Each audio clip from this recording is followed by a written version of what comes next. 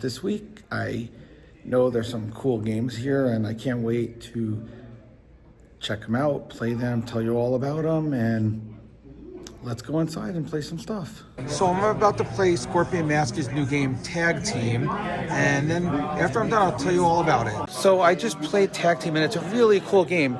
Everyone has 2 characters, and they all have special powers, but the neat thing about this game is you start with 2 cards, and they're the leader cards. In this case, this is one of the leaders. This is the leader for Chin Chang, and then there's also a leader card here somewhere that I can't find right now for my other character, which is right here, which is for Joan. So each character, you start with just these 2 cards in your deck.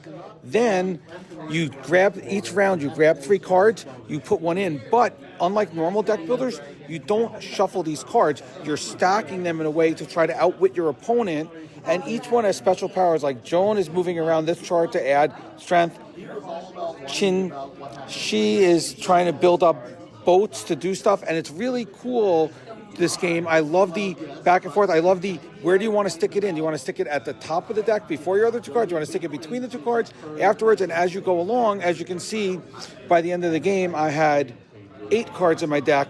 But each turn, at the end, you draw 3, you pick one, you build up your deck as you go, but your deck is always in the same order. Really neat game.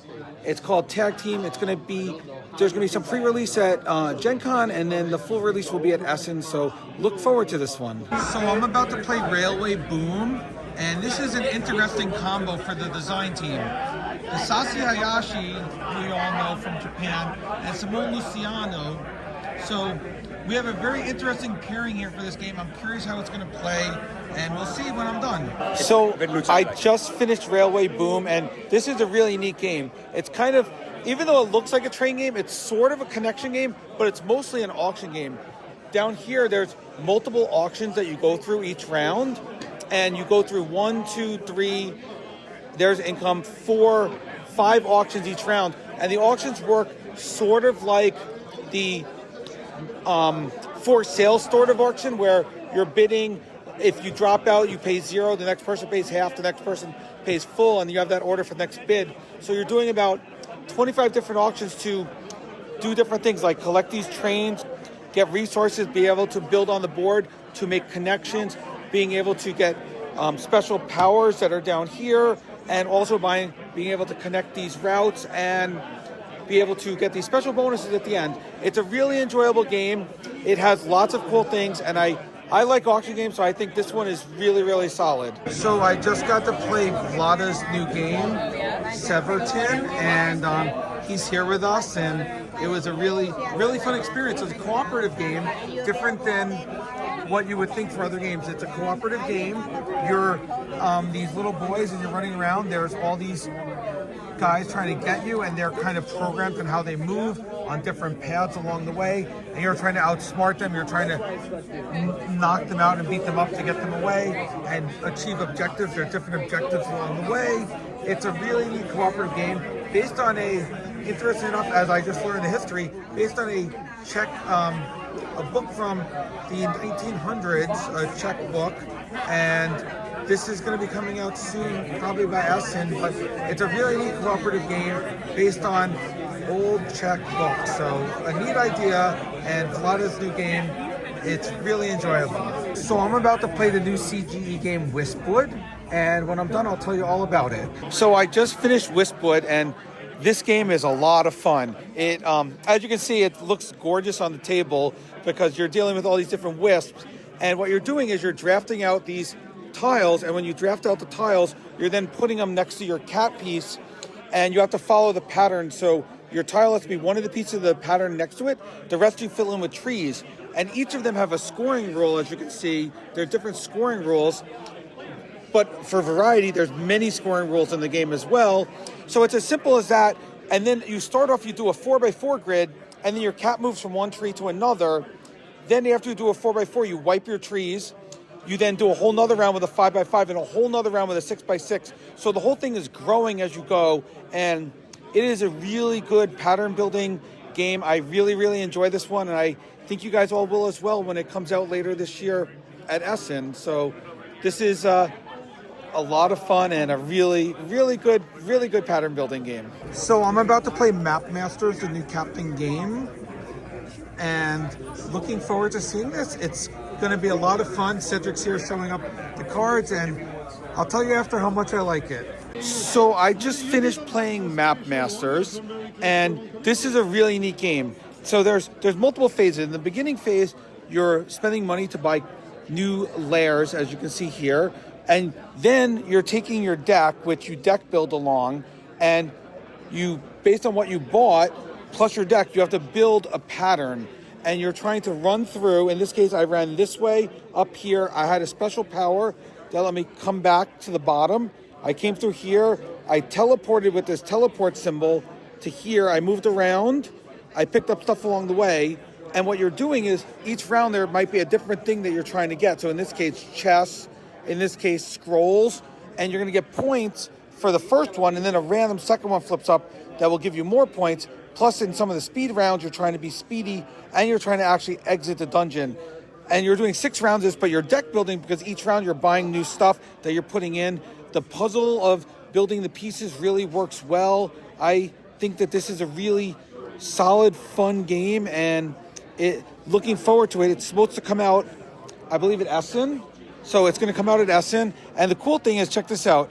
We played competitive mode, but if you do twisty, twisty, twisty here, now it's union mode, and there's a whole cooperative section here where instead of building your own puzzle, you work together and you all put pieces in and build a competitive, cooperative one. So the game comes with 2 modes, which I think is really cool. And it's fun trying to piece it together and draw your map. And I really enjoy Map Masters. So I'm about to play Tower Bricks, new Cosmos game. Looking forward to it. And I'll tell you what I think about it after I finish. Okay, so Tower Bricks, it's really neat. It's kind of a puzzly game. Everyone gets rules, but you only know your rules and not other people's rules. So in this case, my rule was no purple brick can touch the playing surface, and at least one red brick touches exactly 4 other bricks. But everyone has different rules, and you're trying to build a tower. Obviously, one of the purples we didn't use, but you can see here that one at the bottom, the red one, touches 4 exactly. There's something around the corner here.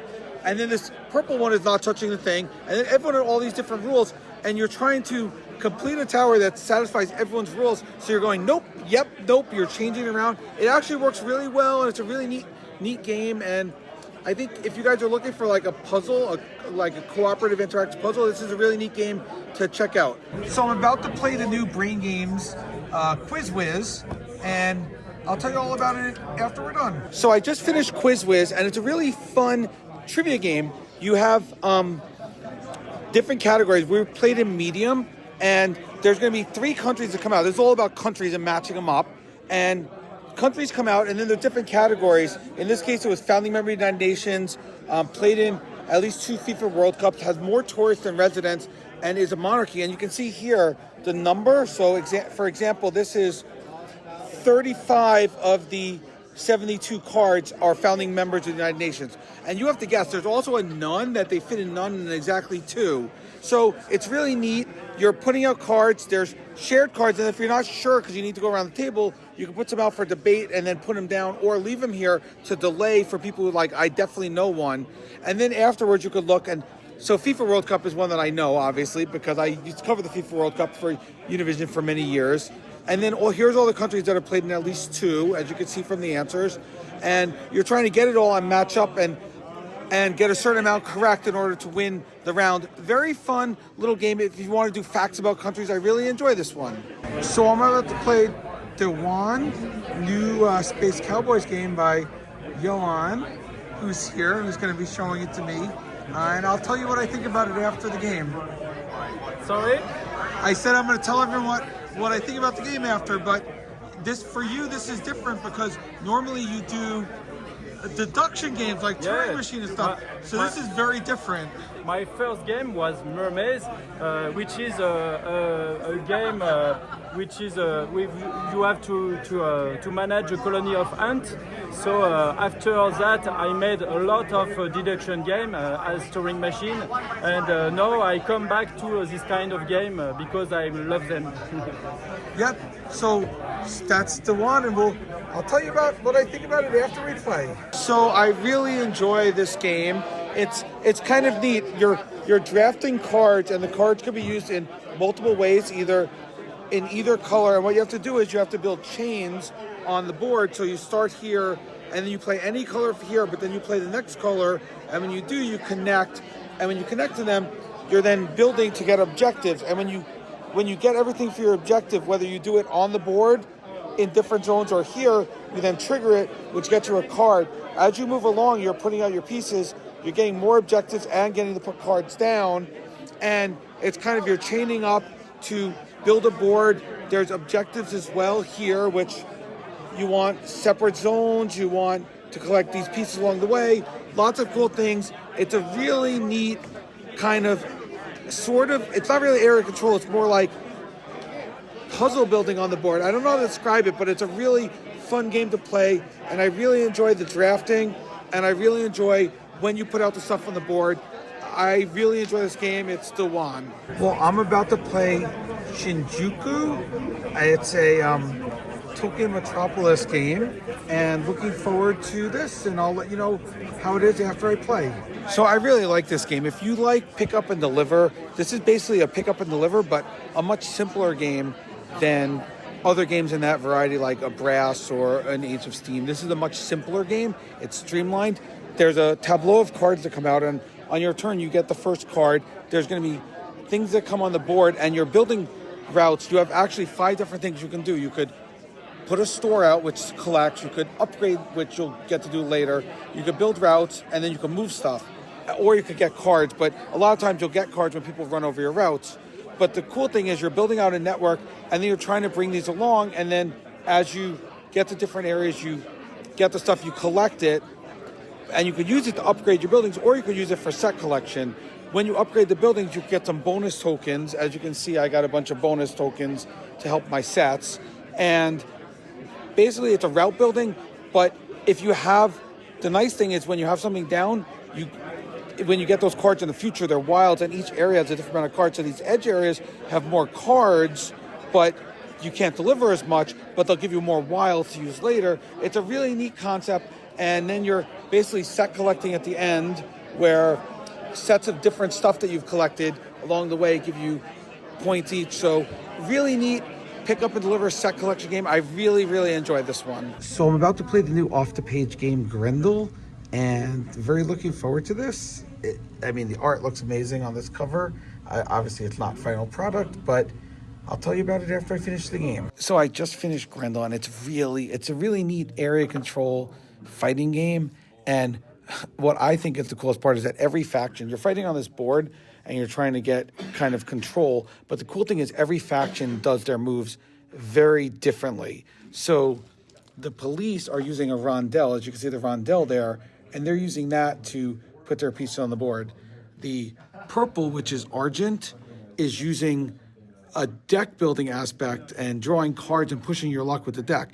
Me, I was playing this, and this is a bag builder, and you're grabbing stuff out of this bag and you're playing it down. And then green has a die rolling one where they roll their dice and then place their dice to do action. So every faction has a different way that they do stuff on the board. So it's very asymmetrical, and it's very cool the way you do that. Then as you're loading up the 3 sections of the board, you're putting them in these things, and eventually, I'm going to drop a bunch in here and you'll see it. Eventually this will drop. Eventually it will drop. Let's see how long it takes. But once this hits a certain weight, you saw that back piece dropped here, and that's when it triggers, and whoever has pieces in it at the time will get to do the mayhem, and everyone has these cards they're getting that do special things to fight on the board and kind of take control. Really, really cool game. I really enjoy this one a lot. It's Grendel, and I guess it'll be out eventually, and you'll get to see it. So I'm about to play The Hobbit There and Back Again, a new Middle-earth game, and this one's by Reiner Knizia, so I'm pretty excited to see how it goes. So I just finished playing it, and I really like this game. It's a draft and write game. So there's 5 dice. You roll them, and then you're going to take the dice, and you're going to use it to draw on your board. So in this case, on my board, you know, this is the first scenario. I'm only going to show you this one from the book, but there's a whole book of scenarios in here, as you can see. And in the first scenario here, you are trying to connect the dwarves back to Bag End, and you also have Gandalf, and you also have Thorin. So when you draft dice that have pads, you draw the pads, and you have to connect each one back. But in order to score, as you can see, there's bread, which is also either Gandalf hats or bread or swords.